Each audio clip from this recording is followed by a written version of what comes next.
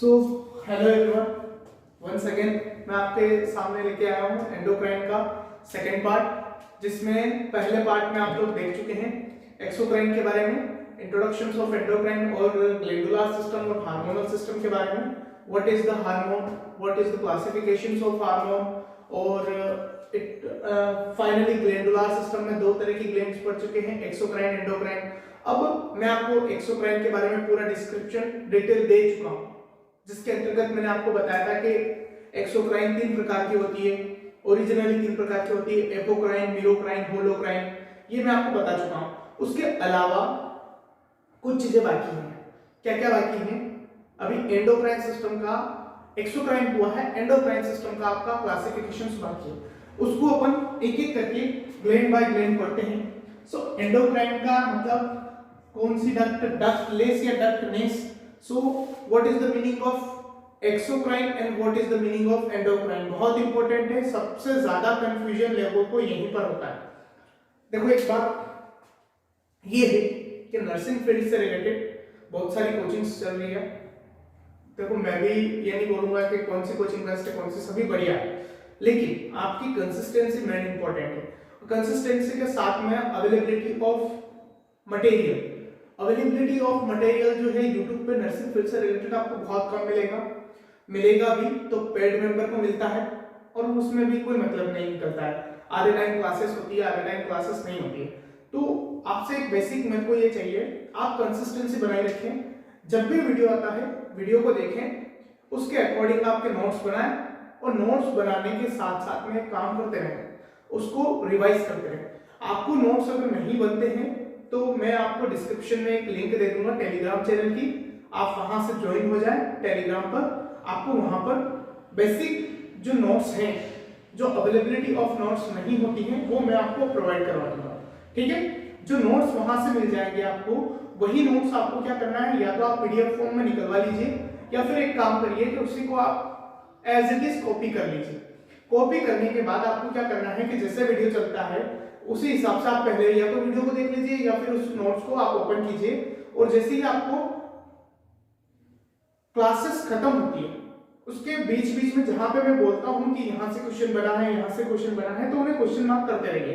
तो वो आपके लिए क्या हो जाएगा, हाईलाइटेड पॉइंट हो जाएंगे, जो आपको एग्जाम से पहले पढ़ने होते हैं। छोटी मोटी एग्जाम्स बहुत सारी होती हैं, आपको सिंपल बता दूं, छोटी मोटी एग्जाम्स के लिए नहीं पढ़े, ज्यादा माथाफोड़ी नहीं करनी पड़ेगी आपको, सिंपल तरीके से बता रहा हूँ। जो चीजें सिंपल है वो सिंपल पढ़नी है आपको।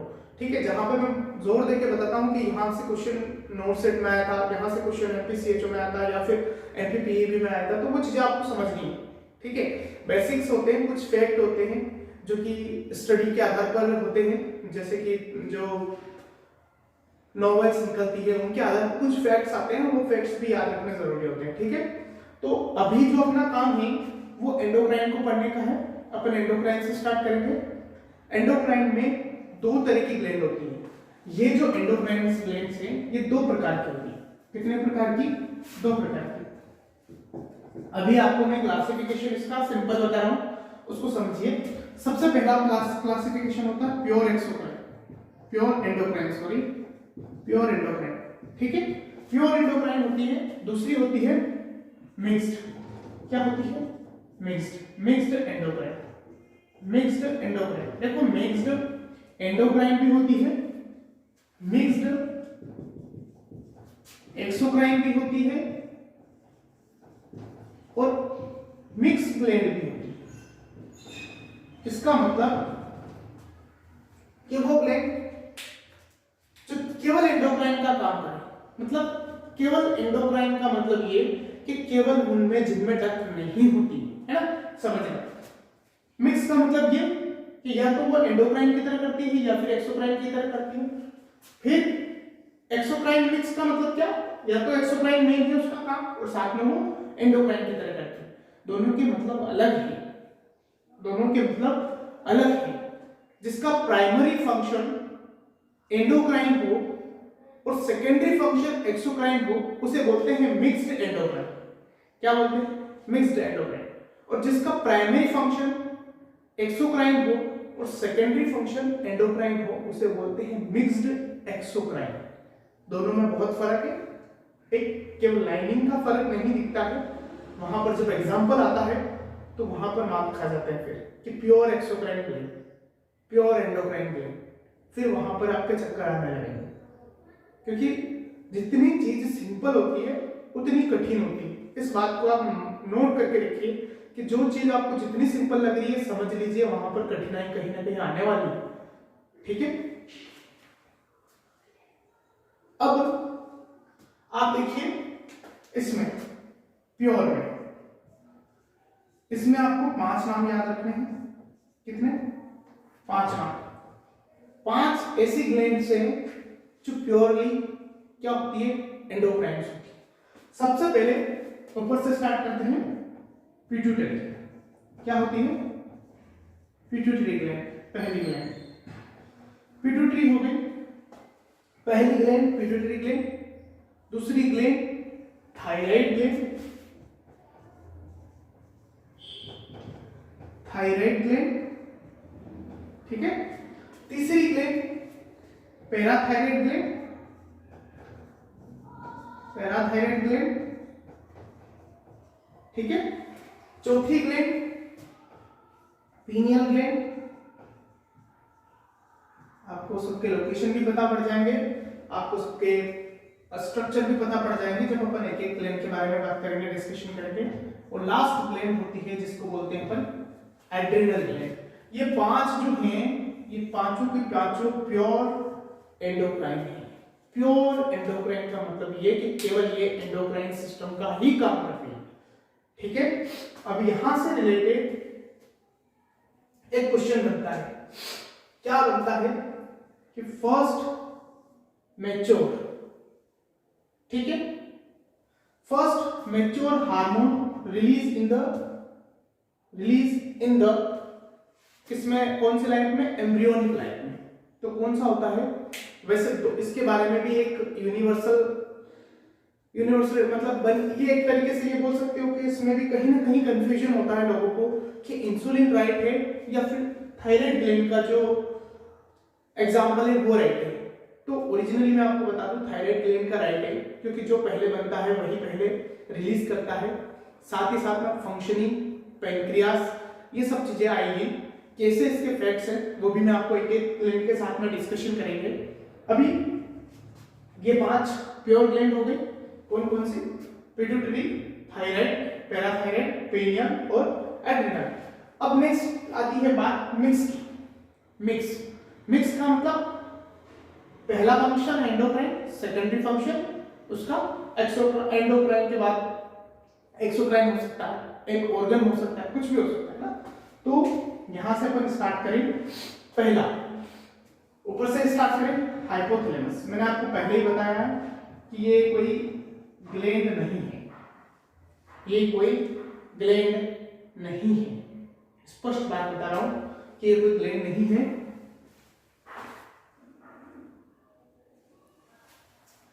ये जस्ट एन ऑर्गन होता है जो क्या करता है, कुछ हार्मोन्स का रिलीज करता है, इसलिए इसको क्या रखा गया है, एंडोक्राइन रखा गया है। ठीक है, उसके बाद आता है पेनक्रियास। पेनक्रियास आपको पता ही है, इसमें एसिनाल सेल्स एक्सेप्शन है, ध्यान रखिएगा। एसिनाल सेल्स को मैंने आपको कहीं और बताया है, ठीक है, ध्यान रखना है। उसके बाद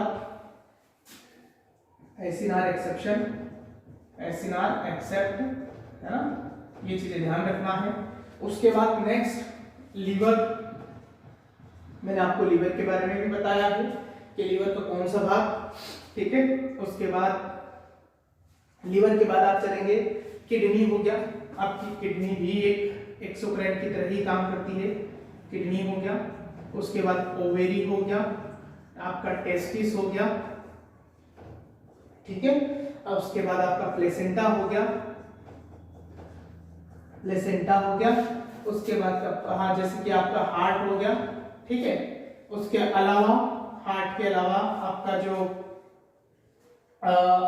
स्टमक हो गया, स्टमक से भी आपको पता है कि कौन कौन से हार्मोन रिलीज होते हैं। एक हार्मोन सबको पता होगा, शायद मैं भी पॉसिबल कि सबको ध्यान हो, केस्टिन हार्मोन करके आता है, ठीक है, वो सबको ही पता होगा। एक ड्यूडेनम है, डियोडेनम है एक, ठीक है। उसके अलावा एक थाइमस ग्लैंड है, थाइमस ग्लैंड है। उसके अलावा एक एडिपोज टिश्यू है, एडिपोज टिश्यू है, एडिपोज टिश्यू है। उसके अलावा और क्या होता है, बस यही मेन जो मेन एक एग्जांपल है, मतलब इसके अलावा भी और हो सकते हैं। अभी मान लो अपने कहीं ना कहीं अपनों से छूट रहे हो तो इसके अलावा भी हो सकते हैं, ठीक है। पेनक्रियास, पेनक्रियास का मैं आपको बता दूं, पेनक्रियास का एक पार्ट तो उधर भी पढ़ा है अपनों ने, एक पार्ट इधर भी पढ़ा है। लीवर में मैं आपको बता दूं, लीवर से जो हार्मोन रिलीज होता है, किडनी, किडनी से हार्मोन रिलीज होता है, सभी को पता है। कब रिलीज होता है, जब किडनी को ऑक्सीजन की मात्रा कम मिलती है और वो आरबीसी फॉर्मेशन कराने में हेल्प करता है। तो मैं भी पॉसिबल कि आपको याद आ गया होगा, एरिथ्रोपोइटिन करके आता है। ओवेरिस सबको पता है, टेस्टिस सबको पता है, प्लेसेंटा, स्पेशली प्लेसेंटा से बहुत सारे हार्मोन्स निकलते हैं, ठीक है। हार्ट का सबको पता है, एएनपी और बीएनपी कब निकलते हैं, जब हार्ट जो है स्ट्रेच होता है। स्ट्रेच का मतलब या तो वॉल्यूम बढ़ जाए, वॉल्यूम बढ़ने से मतलब क्या, अगर किसी पेशेंट को हाइपरवोलेमिया हो गया तो उस कंडीशन में 101% के बीएनपी या एएनपी ऑटोमेटिकली रिलीज होगा। उसके बाद स्टमक एक हार्मोन निकलता है जिसका नाम होता है गैस्ट्रिन, जो कि एचसीएल के सिक्रेशन को बढ़ा देता है। ट्यूडेनम, ठीक है। थाइमस, एडिपोज टिश्यू, तो एडिपोज टिश्यू से निकलता है लैक्टिन, ठीक है। ऐसे कुछ हार्मोन्स हैं जिनका अलग अलग लेवल पे। प्लेसेंटा से निकलने वाला बीटा एचसीजी बहुत इंपॉर्टेंट है। बीटा एचसीजी ब्लड में कब पाया जाता है, यूरिन में कब डिटेक्ट किया जाता है। आपको पता होगा प्रेगनेंसी स्ट्रिप टेस्ट करते हैं, उसमें यूरिन का सैंपल लेते हैं, कभी भी ब्लड का सैंपल नहीं लेते। तो वो यूरिन का सैंपल कब लेते हैं, सबको पता है 14 दिन पर लेते हैं, एज यूजुअल बात है। तो 14 दिन का मतलब ये हो गया कि 2 सप्ताह। तो ब्लड में पहले आ गया होगा, ब्लड में पहले आ गया होगा, तो क्या बोल सकते हो, 10वें या 12वें दिन, यही बोल सकते हैं ना, 10वें या 12वें दिन। और ज्यादा आंसर ठीक कौन सा रहेगा, 11 से 12 दिन। अब 11 से 12 दिन में अगर सिंगल डिजिट पुट ली जाए तो आप क्या देंगे आंसर, मेरे हिसाब से 10 से 12 दिन बेटर है।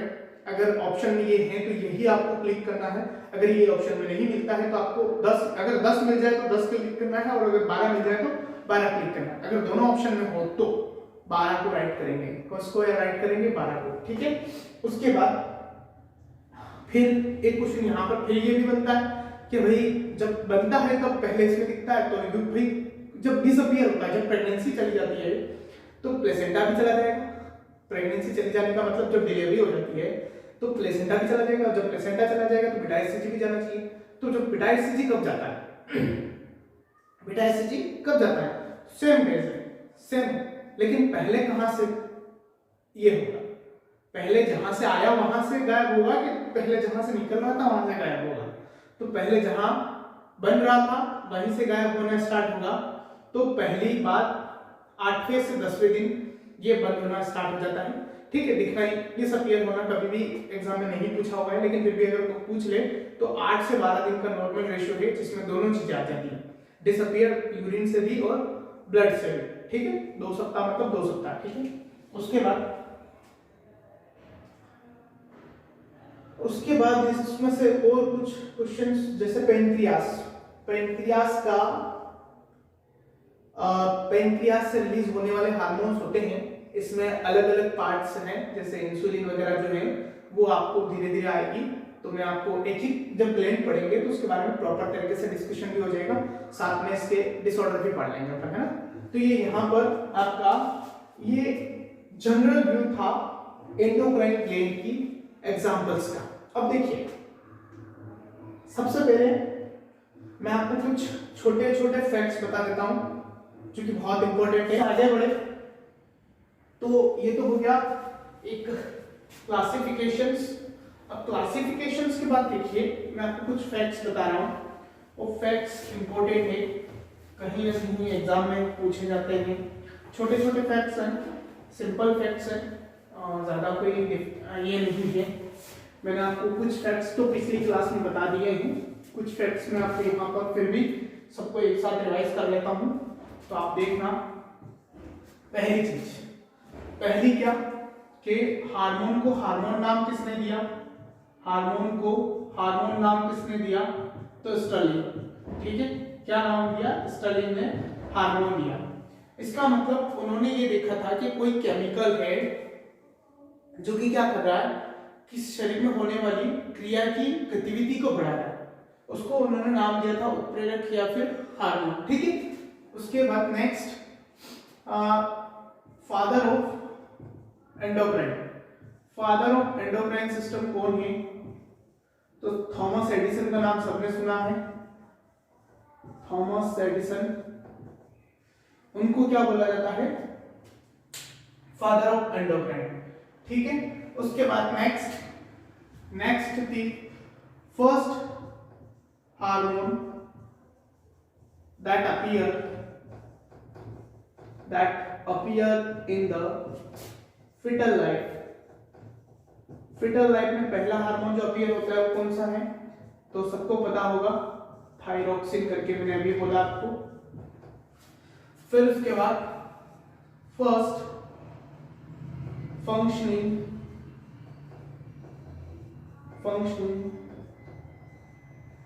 Gland in the first functioning gland in the fetus, कौन सी ग्लैंड है जो सबसे पहले फंक्शनिंग होती है, पैनक्रियास, क्या होती है, पैनक्रियास, ठीक है। इंसुलिन आता है, इंसुलिन जो होता है वो प्रॉपर तरीके से।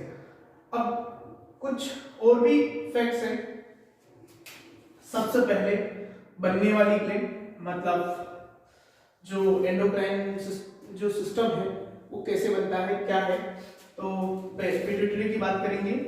अगर कभी पूछ ले आपसे पिट्यूटरी कब बनती है, तो 5 से 6 वीक और ठीक है, ऐसे कुछ फैक्ट्स आएंगे, वो अकॉर्डिंग टू ग्लैंड आएंगे। तो वो अपन एक काम करेंगे, ग्लैंड के साथ में पढ़ेंगे तो ठीक रहेगा, ज्यादा बेटर होगा, लेकिन ये सिंपल चीजें आपको याद होनी चाहिए।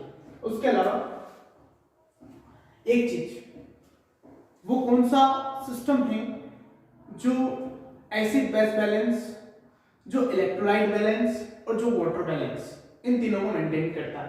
तो देखो बेसिकली तीनों ही क्वेश्चन अलग अलग हैं, तीनों के जवाब भी अलग अलग हैं, ठीक है।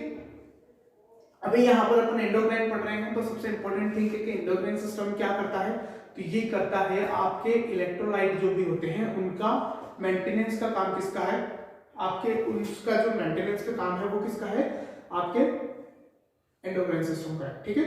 ये बेसिक्स यहाँ पर खत्म होते हैं कुछ चीजों के। अब सबसे पहले अपन चलते हैं पहला हाइपोथैलेमस पे। हाइपोथैलेमस जो कि एक ऑर्गन है, कोई ग्लैंड नहीं है, ठीक है। हाइपोथैलेमस क्या, हाइपोथैलेमस,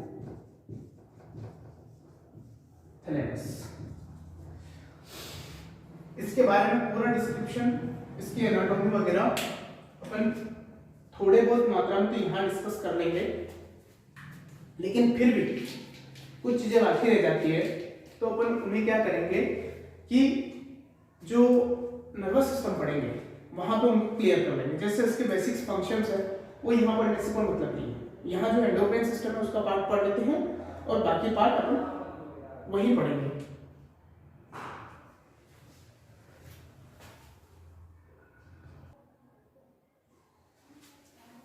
सो हाइपोथैलेमस अपन पढ़ेंगे।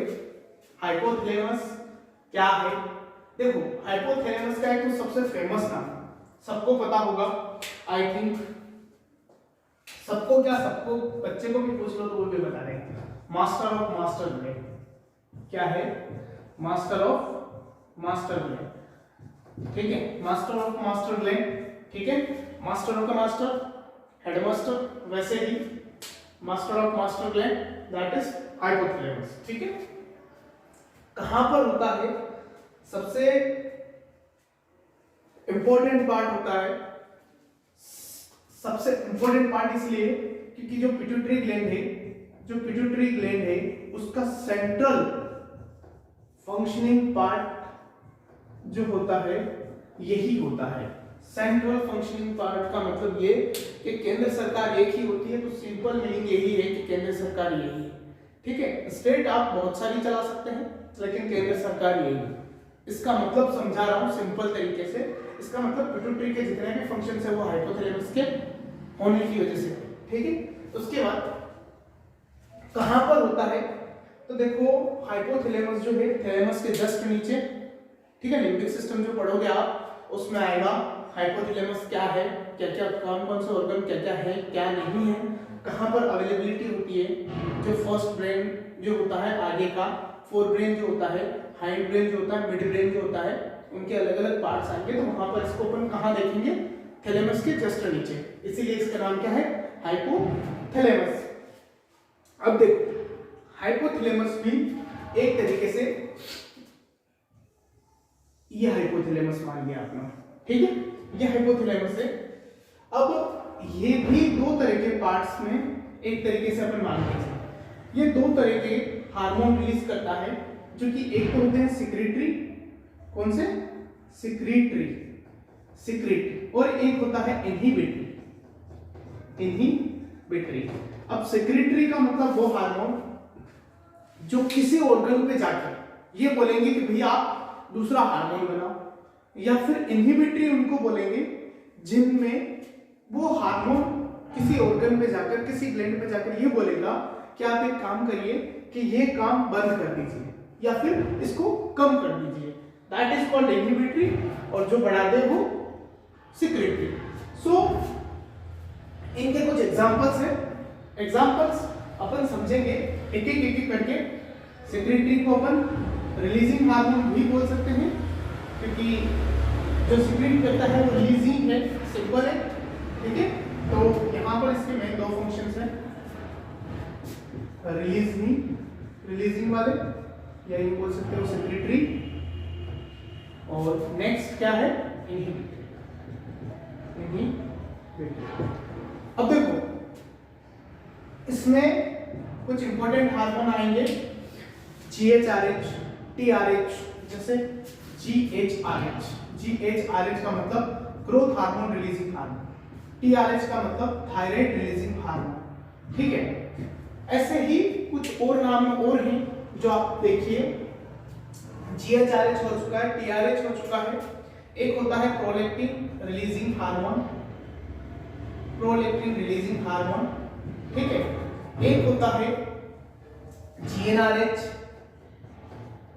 ठीक है, गोनेडोट्रोपिन रिलीजिंग हार्मोन, एक होता है MRH, जिसे अपन बोलते हैं मेलेनोसाइट रिलीजिंग हार्मोन जिसे बोलते हैं, या फिर इसी को एक नाम और दिया है MSH, क्या बोलते हैं, MSH, जिसे मेलेनोसाइट स्टिमुलेटिंग हार्मोन बोलते हैं, जो कि मेलानिन जो सेल्स होती है उनको स्टिमुलेट करने का काम करता है, ठीक है।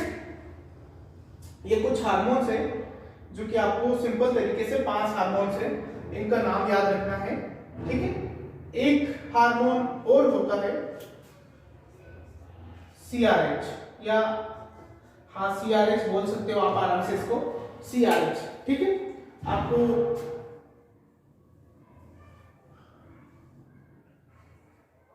6 हार्मोन हो गए, 1 2 3 4 5 6, ठीक है। अब ये तो हो गए secretory.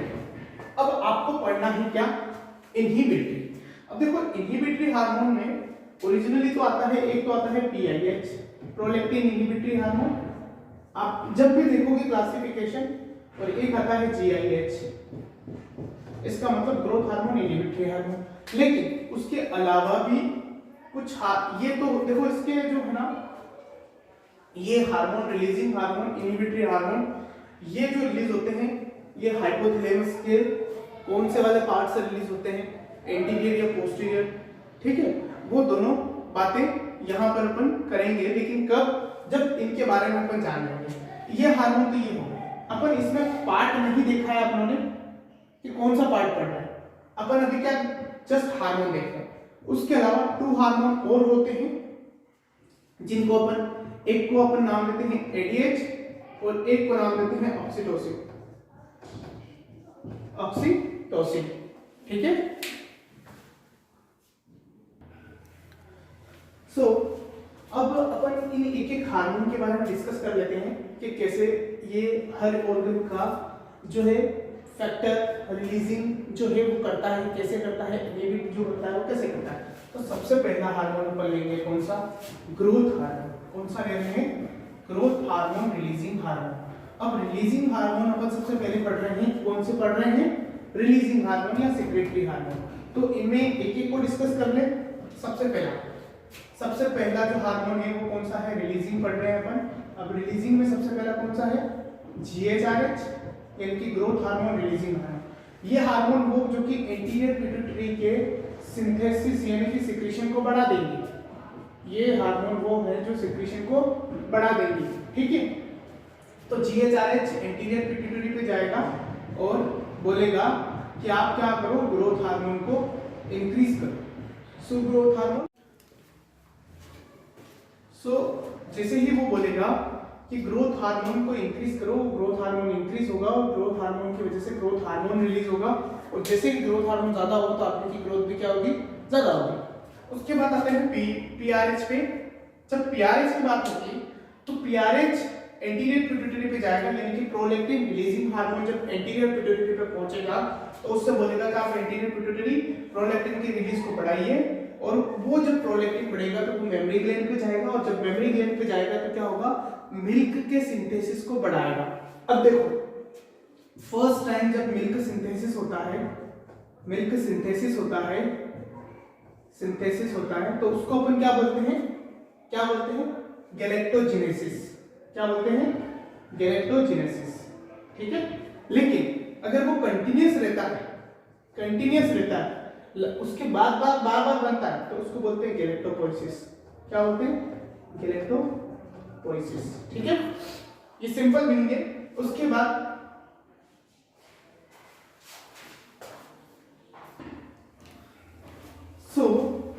First time milk synthesis गैलेक्टोजेनेसिस और सेकेंड टाइम गैलेक्टोपोइसिस, ठीक है। हार्मोन दोनों में कौन सा यूज होगा सबको पता पड़ेगा, कौन सा, प्रोलैक्टिन, ठीक है। उसके बाद फर्स्ट टाइम जो मिल्क सिंथेसिस होता है वो कब स्टार्ट होता है, मिल्क सिंथेसिस वो स्टार्ट होता है 12th वीक पे। कब, 12th वीक ऑफ प्रेगनेंसी। मतलब जब भी 12th वीक की प्रेगनेंसी होती है तब ऑटोमेटिकली मिल्क सिंथेसिस स्टार्ट हो जाता है। यही मिल्क कौन से कलर का होता है, येलो कलर का होता है, ठीक है। लेकिन ये 16 वीक पे जाते जाते ये क्या हो जाता है, और भी येलो साथ में थिक हो जाता है। ये कब होता है, ये 16th वीक पे होता है। कब होता है, 16th वीक पे। ये बात ध्यान रखना, ठीक है। एक बात तो ये हो गई। उसके बाद प्रोलैक्टिन का एक कहीं ना कहीं ऐसा देखा गया है कि जब भी एपिलेप्टिक सीजर आता है तो एपिलेप्टिक सीजर की वजह से कहीं ना कहीं मुझे ऐसा लगता है कि उसकी वजह से उसको एक हार्मोनल हो सकता है, एक में भी ऑफ इलेक्ट्रिकल हो सकता है, हाइपोथैलेमस को सूचना मिलती कि आप जो है प्रोलैक्टिन को रिलीज करो। तो जब भी एपिलेप्टिक सीजर आता है उस समय प्रोलैक्टिन का लेवल चेक किया जाता है। अगर प्रोलैक्टिन का लेवल बढ़ा हुआ है इसका मतलब हो सकता है कि उसको एपिलेप्टिक सीजर हुए हो, क्योंकि ये कहीं से कहीं देखो, कहीं पर भी इसका कोई ये नहीं है, लेकिन ऐसा हो सकता है ना, कि उसको यूज किया जाता है, डायग्नोसिस के लिए यूज किया जाता है जनरली, लेकिन ठीक है। तो उसके बाद एक हार्मोन हो गया गैलेक्टोपोइसिस, एक गैलेक्टोजेनेसिस, एक गैलेक्टोकाइनेटिक्स। काइनेटिक्स का मतलब होता है कि एनर्जी का स्थानांतरण। अब जब स्थानांतरण के लिए बात करें तो उसको बोलते हैं ऑक्सीटोसिन हार्मोन जो होता है, उसको अपन कौन सा हार्मोन बोलते हैं, गैलेक्टोकाइनेटिक हार्मोन बोलते हैं। उसके बाद यह जो प्रोलैक्टिन हार्मोन है, ये प्रोलैक्टिन हार्मोन कहीं ना कहीं ब्रेस्ट मिल्क के जो ग्रोथ होती है उस ग्रोथ में भी हेल्प करता है, जिसे अपन बोलते हैं, क्या बोलते हैं, मेमोजेनेसिस जैसे बोलते हैं या फिर मेमोजेनेसिस जैसे बोलते हैं, उसमें हेल्प करता है। तो मेमोजेनेसिस का मेन हार्मोन तो है एस्ट्रोजन। कौन सा हार्मोन है, एस्ट्रोजन। क्यों, क्योंकि एस्ट्रोजन क्या है, छोटी छोटी ब्लड वेसल्स का, बहुत सारी ब्लड वेसल्स का क्या निर्माण करवाता है, इसलिए वो मेन हार्मोन तो वो है। लेकिन उसके अलावा भी ये हार्मोन कहीं ना कहीं उसमें हेल्प करता है, ठीक है। तो ये बेसिकली छोटे मोटे फंक्शंस हो गए जो याद रखने की है, ठीक है। तो पहला एक तो हेल्प करता है मिल्क सिंथेसिस में, गैलेक्टोपोइसिस में फर्स्ट सिंथेसिस कब होता है? 12th week of pregnancy, 16th week पे इसे येलो थिक हो जाता है, ठीक है। उसके बाद ये ऐसे रिलीज होता है। उसके अलावा छोटे मोटे फंक्शंस में क्या है, एक फंक्शंस क्या है इसका, ये जो है मेमोजेनेसिस में हेल्प करता है, ठीक है। उसके अलावा मेमोजेनेसिस का मेन हार्मोन एस्ट्रोजन, ठीक है। उसके अलावा और कोई अगर कोई चीज बचती है तो वो अपन नेक्स्ट लेक्चर में डिस्कशन करेंगे अदर हार्मोन के बारे में। ये कंप्लीट आज का जो वीडियो है ये यहीं पर समाप्त होता है। नेक्स्ट क्लास नेक्स्ट वीडियो के साथ अगले टॉपिक यानी कि अगले हार्मोन, पहला हुआ है ग्रोथ हार्मोन, दूसरा हुआ है पीआरएच यानी कि प्रोलैक्टिन रिलीजिंग हार्मोन। अब नेक्स्ट क्लास के लिए नेक्स्ट में मिलेंगे अपन, ठीक है।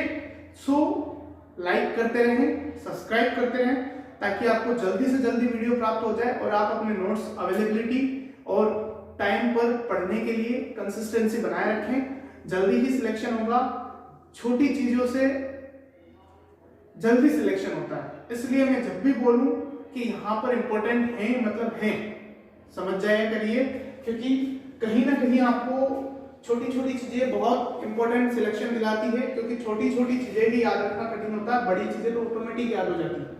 जो चीज ज्यादा डिफिकल्ट है वो जल्दी याद होती है, ये बात ध्यान रखिए।